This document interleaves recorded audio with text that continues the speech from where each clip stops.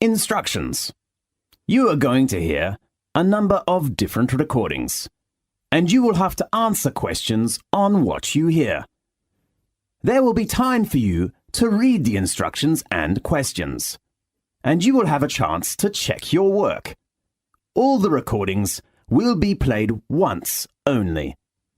The test is in 4 sections. At the end of the real test, you will be given 10 minutes to transfer your answers to the answer sheet. Now, turn to Section 1. Section 1. You will hear a conversation between a clerk and a tourist about a short trip. First, you have some time to look at questions 1 to 5.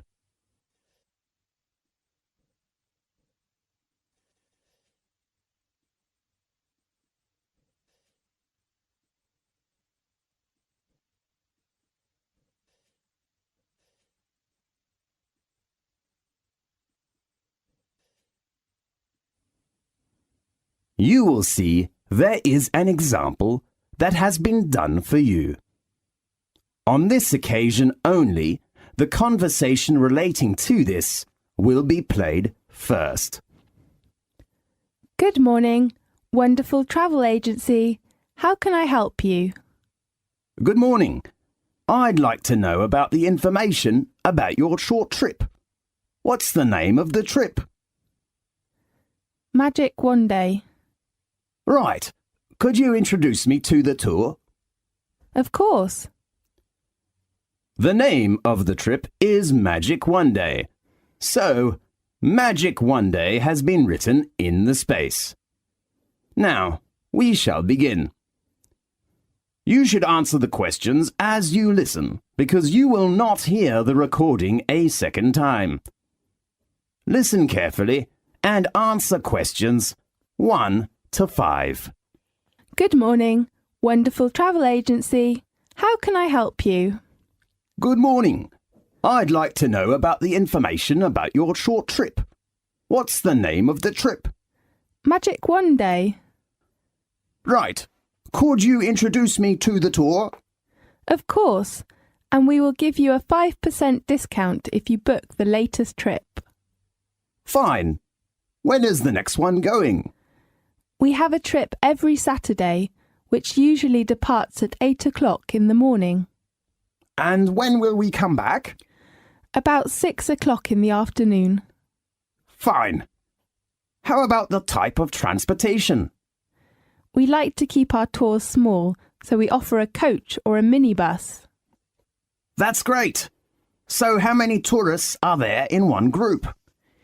Usually we take about 15 to 20 tourists, but you know it is peak time now, so the number is up to 25 tourists.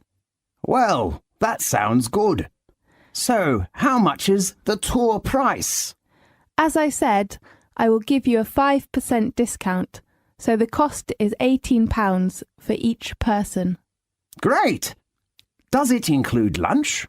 No, but the guide fee has been included. Do I need to book a seat? Yes, at peak season, in order to ensure your position, seat reservation is needed. So the tourist has to reserve a seat at least 2 days before leaving. Now, look at questions 6 to 10.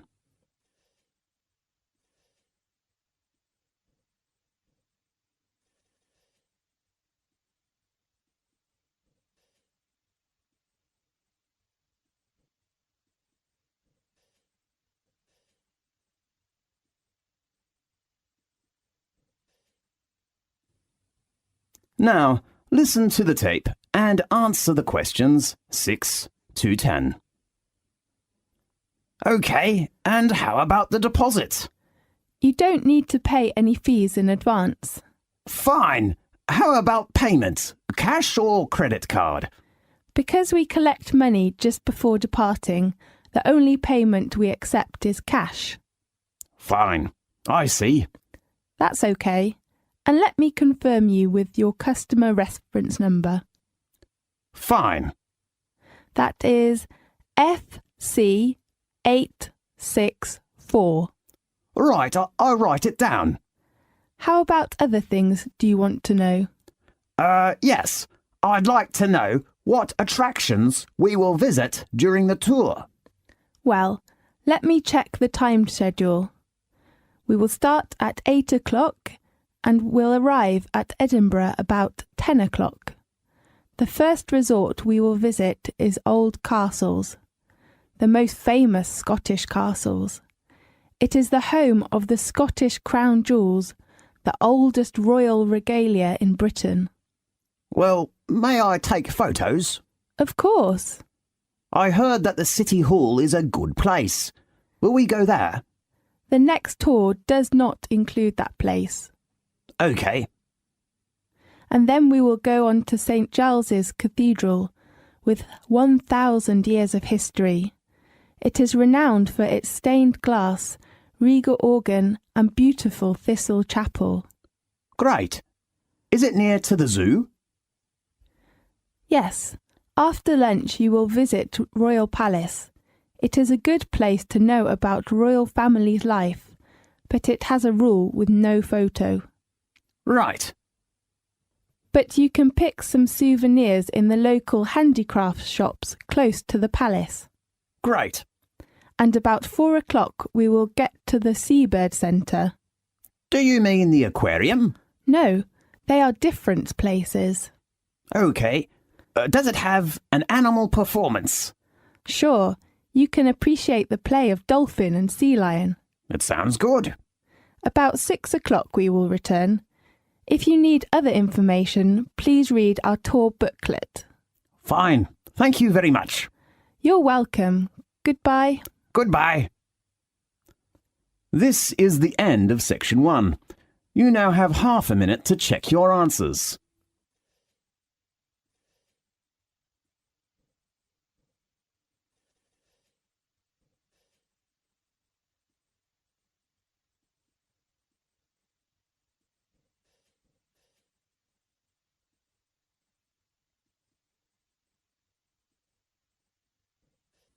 Now, turn to section 2.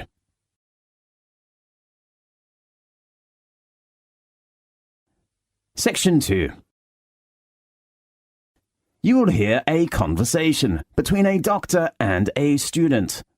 First, you have some time to look at questions 11 to 15.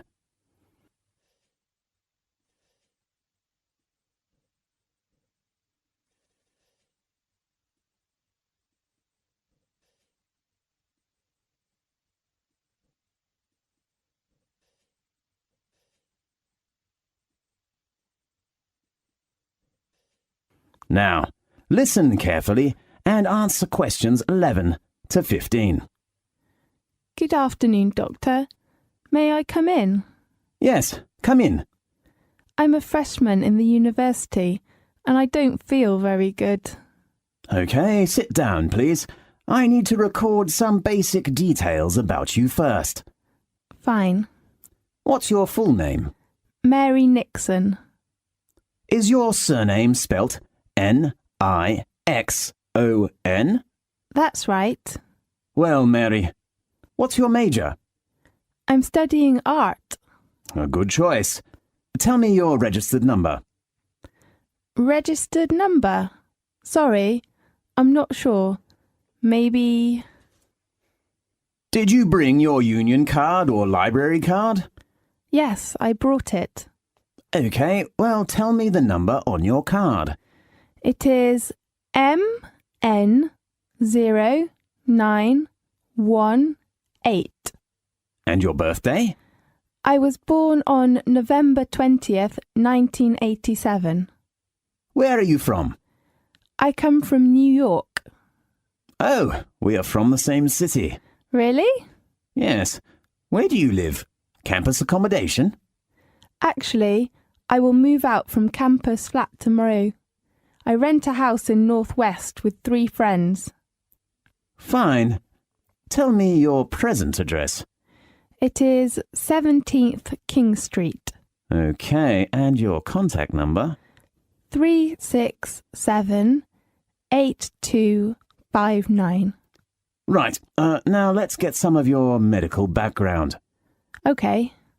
Have you ever had any serious illnesses or accidents? I got gastritis when I was in middle school. Did you have an operation? No, I just took medicine and had some injections. Anything else? No, nothing. Now, look at questions 16 to 20.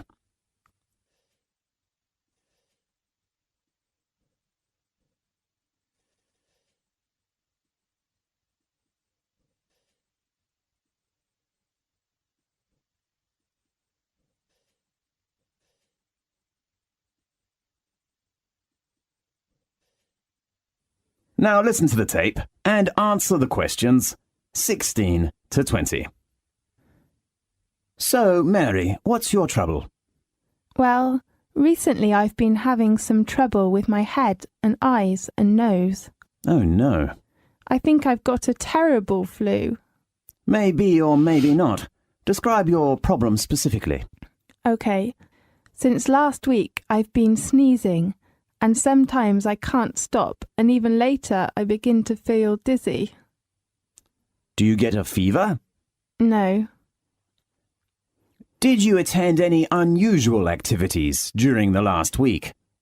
Let me think. No, nothing special. Yeah, I had camping last Monday. To where?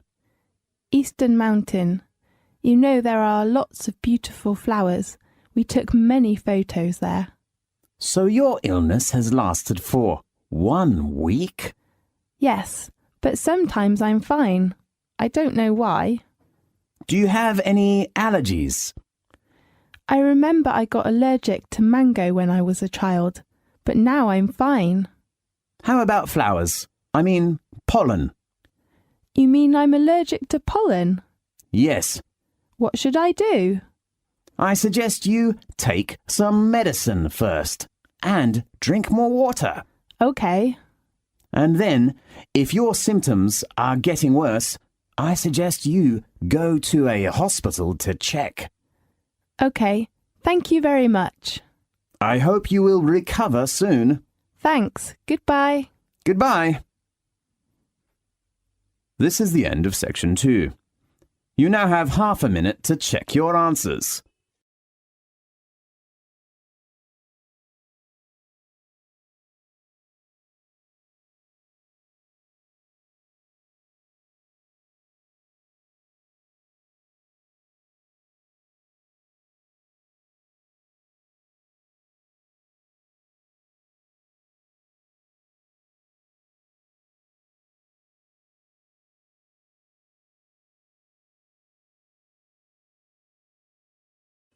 Now, turn to section 3.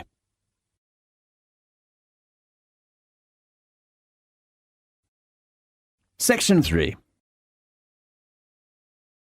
You will hear a conversation between a new student and a lecturer. First, you have some time to look at questions 21 to 25.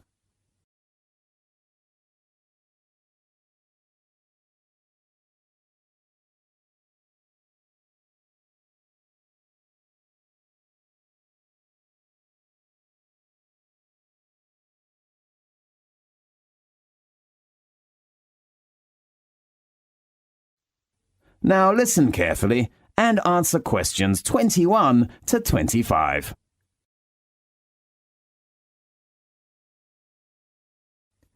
Good morning. May I come in? Yes, come in, please. I'm a new student and I'm looking for the Office of Engineering faculty. Is this the right place? Yes, this is the Faculty of Engineering. How can I help you?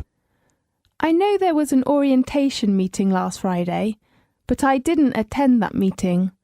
So I'm wondering if someone could give me some information about, the campus life or course requirements or something like that.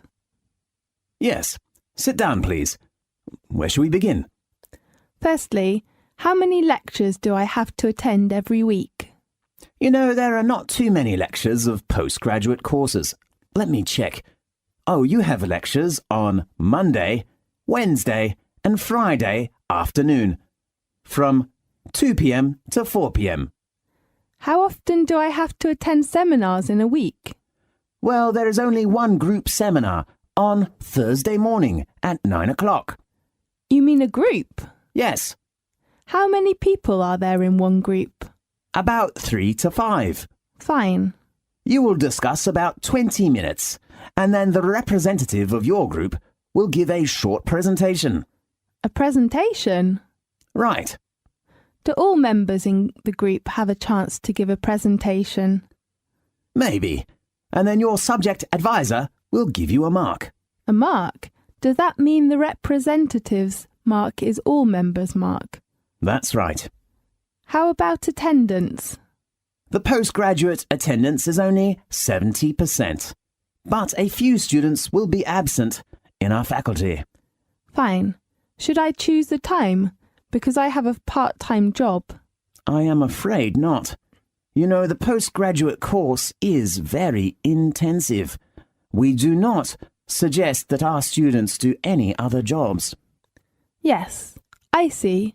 I will spend time on my course. Oh, how many modular courses are there in the coming academic year? You have 3 modular courses from September to June next year. Okay. Now, look at questions 26 to 30.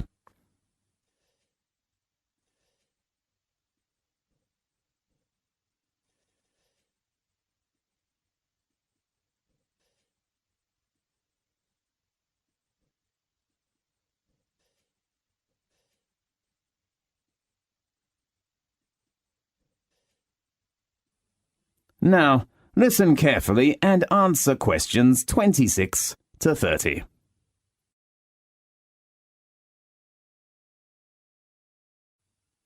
Anything else I can help you with? I'd like to know some information about the course assessment. Well, beside presentation, you will have an exam at the end of the term. An exam? What type of exam? It's an open book exam, Fine.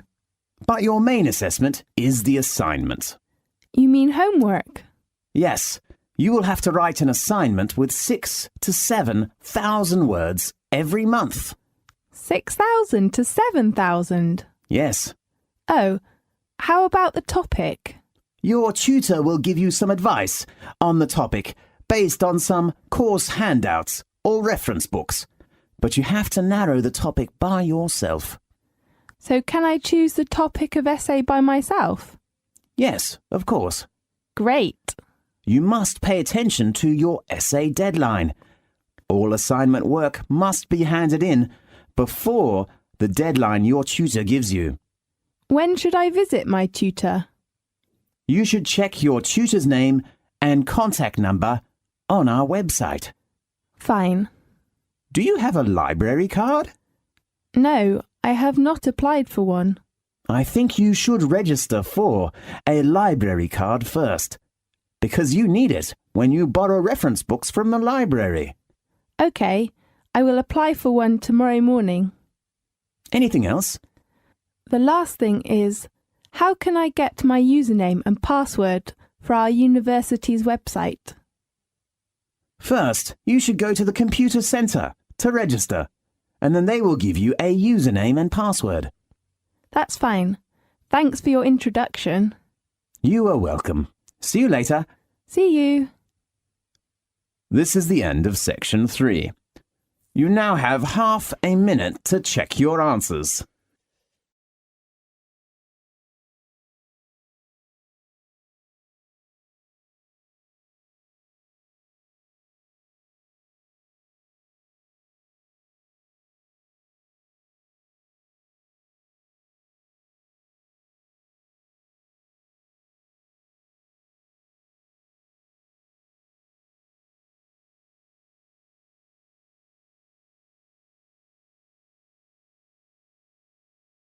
Now, turn to section 4.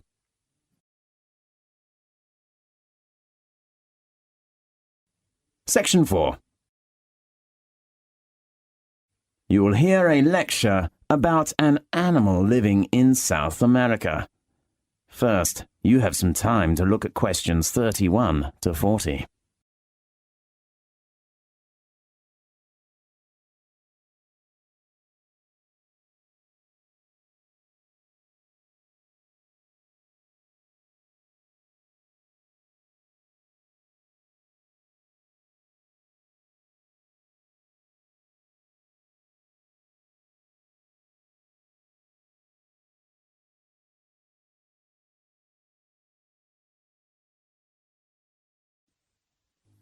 Now listen carefully and answer questions 31 to 40.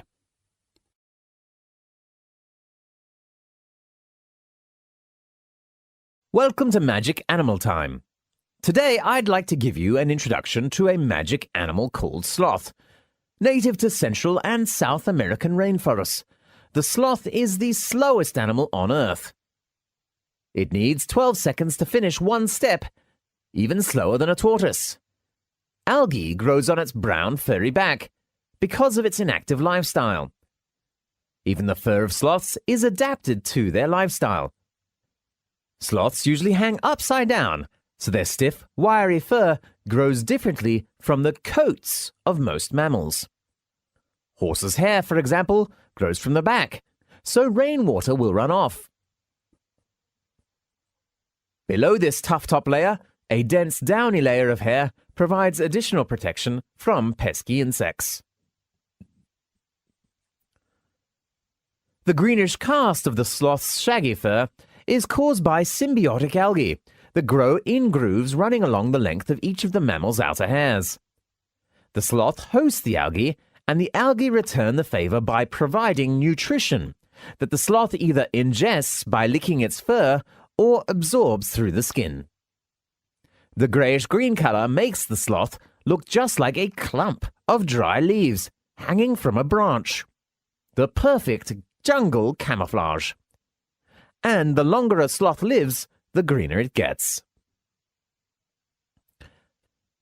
Sloths have a short and flat head, a snout that is short in length, big round eyes, long tree-climbing legs, a stubby tail, and small ears, and though some have called them ugly, they have the cutest face that looks like they're always smiling, just like a koala in Australia. Sloths spend most of the day sleeping. Curling up in a tree notch or hanging from a branch with all four legs closed together, their heads tucked between their front legs. People seldom see them much move, even when they are awake. Only at feeding time, sloths move more slowly and carefully, hand over and through the treetops, searching for leaves, fruits, and twigs. They even mate and give birth while suspended from their long, curved claws. Sometimes a sloth will die, hanging upside down from a tree limb, and remain so after death until they decompose or are forcibly removed. Why do sloths have such an unusual lifestyle? It's the strategy they evolved to survive as tree-dwelling plant eaters in a place with many predators. Most domestic herbivores, such as cattle, horse, and sheep, graze all day long. Because they feed on nutrient-poor vegetation, they must eat almost constantly. Sloths are also classified as herbivores, and their diets are also low in nutrition. But rather than munching all day long, they have become masters at conserving energy.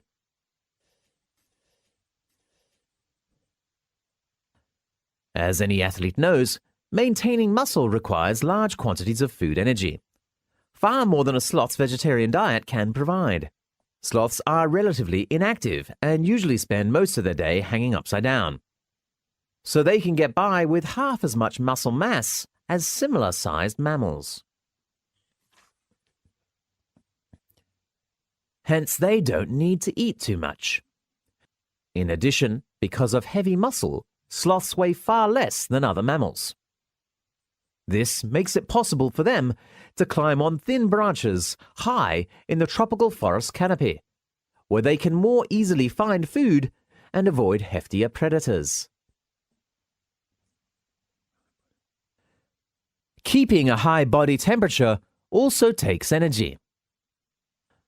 Sloths fulfill this need by maintaining a lower average body temperature than other mammals. Dogs, cats, horses, sheep, and cows all have average body temperatures between about 100 and 103 Fahrenheit, but a sloth's average body temperature is about 93 degrees Fahrenheit. Equally important, a sloth's body temperature fluctuates with the surrounding temperature. Like snakes and frogs, which are cold-blooded creatures, a sloth's body temperature is highest on warm, sunny days and lowest at night and on rainy days. Sometimes, a sloth takes a sun bath in the morning, warmed up. Then, during the hottest times of day, it hides in the shade so it won't overheat. During a 24-hour period, a sloth's body temperature may vary as much as 10 degrees Fahrenheit. If the body temperature of a person, a cat, or a dog varies just 5 degrees Fahrenheit, it can be life-threatening. Because sloths have difficulty moving over land, they spend most of their time in the trees. They can get just about everything they need high above the forest floor, even water, which comes from eating juicy leaves and licking up drops of morning dew. Short bursts of feeding, followed by long periods of inactivity, make sloths less vulnerable to large raptors, such as harpy eagles and other carnivores, such as ocelots. As long as sloths remain perfectly quiet and still, they're nearly impossible to detect.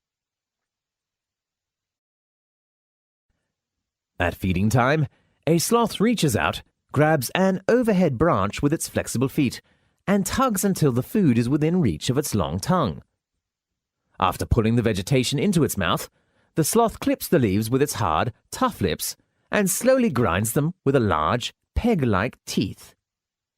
A sloth digests its food just as it does everything else, very slowly.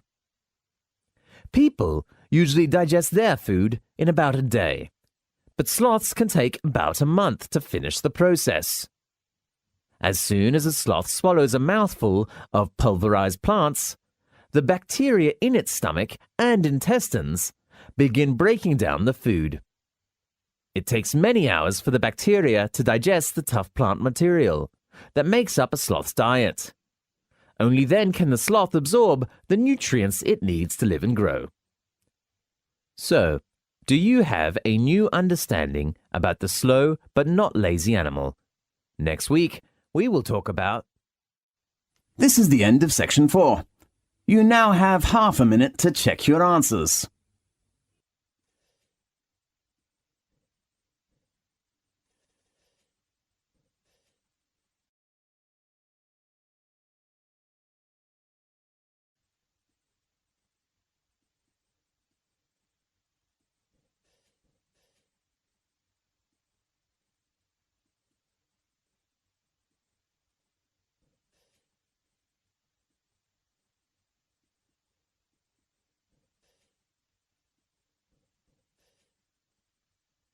This is the end of the listening test.